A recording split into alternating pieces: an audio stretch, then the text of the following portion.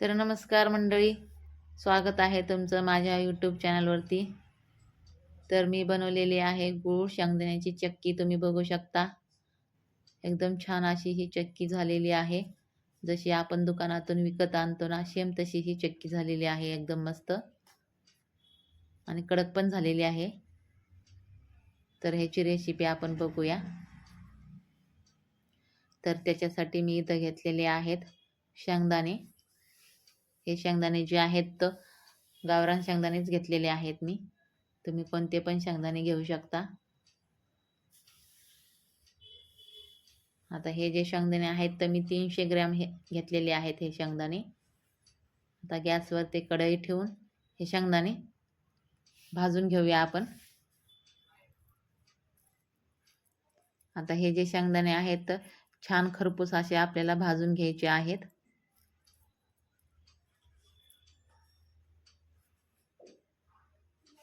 तर आपले हे शेंगदाणे छान असे खरपूस भाजून घेतले आहेत मी. तर मी आता एका ताटामध्ये हे शेंगदाणे काढून घेते आणि हे जे शेंगदाणे आहेत तर थंड होण्यासाठी मी ठेवून देणार आहे थोडा वेळ.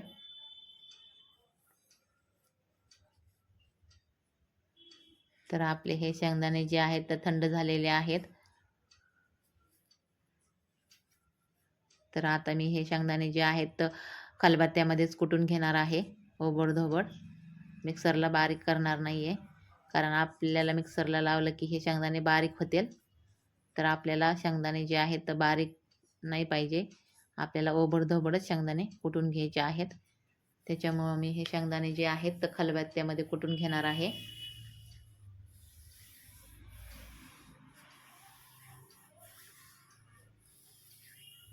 तर माझे हे शेंगदाणे कुटून झालेले आहेत, तुम्ही बघू शकता.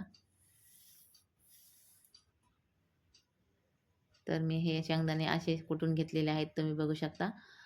आता हे शेंगदाणे एका डिशमध्ये काढून घेते मी आणि दुसरे जे शेंगदाणे राहिलेले आहेत आपले ते पण ह्याच खलबत्त्यामध्ये मी कुटून घेणार आहे.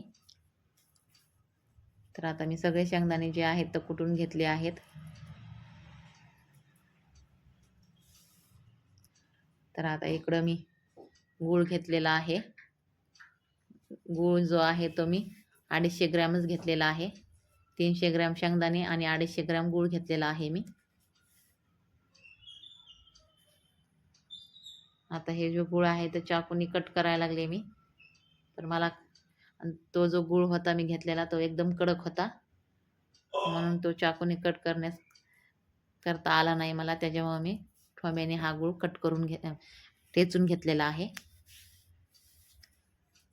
तर आपला हा गूळ जो आहे तो सगळा मी ठेचून घेतला आहे ठोंब्याने. आता मी एका कढईमध्ये हे गूळ काढून घेणार आहे सगळं. आता ही जी कढई आहे तर गॅसवरती ठेवून घेतली आहे मी. गॅसची फ्लेम जी आहे तर आपल्याला मिडियमच ठेवायची आहे. फुल फ्लेमवर नाही गूळ वितळून घ्यायचा नाही आहे आपल्याला. आणि ह्या गुळामध्ये मी पाण्याचा एक थेंबही टाकलेला नाही आहे. पाण्याचा एक थेंबही न टाकता हे गूळ मी वितळून घेणार आहे आणि ह्याचा 2 तारे असा पाक करून घेणार आहे. कारण आपल्याला चक्की करायची म्हटलं तर पाक हा 2 तारेच पाहिजे, कारण चक्की आपल्याला कडक करायची आहे ना, त्याच्यामुळं.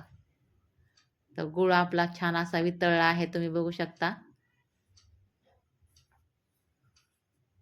आता जो गूळ जो आहे तो ह्याचा पाक व्हायला पण तयार झालेला आहे, तुम्ही बघू शकता. आता एका वाटीमध्ये मी हे गूळ टाकून घेणार आहे की ह्याचा पाक छान असा तयार झाला का नाही, म्हणून गूळ घट्ट होतं का नाही आपलं हे बघायचं आहे मला. तर हे बघा, एका वाटीमध्ये मी हे गुळाचा पाक जो आहे टाकून घेतला आहे. आता हा गुळाचं जे पाक आहे ते घट्ट झालेलं आहे, तुम्ही बघू शकता. ह्याचा गोळा तयार झालेला आहे गुळाचा. ह्याचा अर्थ असा झाला की आपला जो पाक आहे परफेक्ट झालेला आहे. तर आता ह्याच्यामध्ये आपण शेंगदाण्याचा कुट्टा टाकून घेऊया आणि हे सगळं मिक्स करून घेऊया छानपैकी.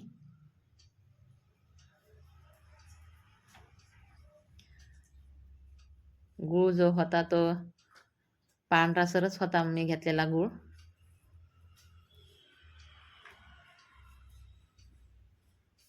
तर ह्याला छान असं परतून घेते मी. 1 ते 2 मिनटं हे छान असं परतून घेतल्याच्या नंतर तुम्ही बघू शकता ह्याचा कलर असा झालेला आहे लालसर.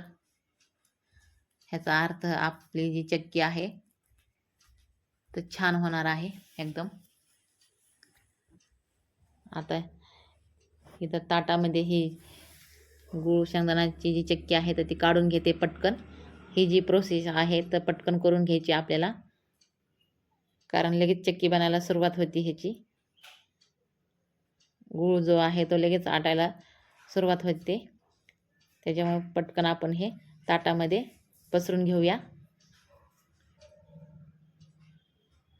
आता ही जी प्रोसेस आहे तर ही लवकरच करून घ्यायची आपल्याला पटकन, कारण एकदा गूळ घट्ट झालं की आपल्याला हे पसरवण्यात जड जातं. त्याच्यामुळे मी हे पटकन पसरून घेतलेलं आहे, तुम्ही बघू शकता. गरम असतानाच आपल्याला हे पसरून घ्यायचं आहे.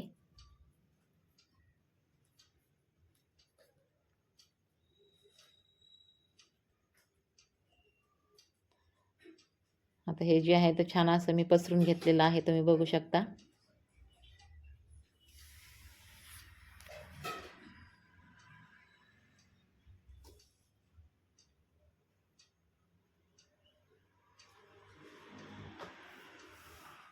आता हे थोडंसं गरम असतानाच आपण हे कट करून घ्यायचं चाकूच्या साहाय्याने.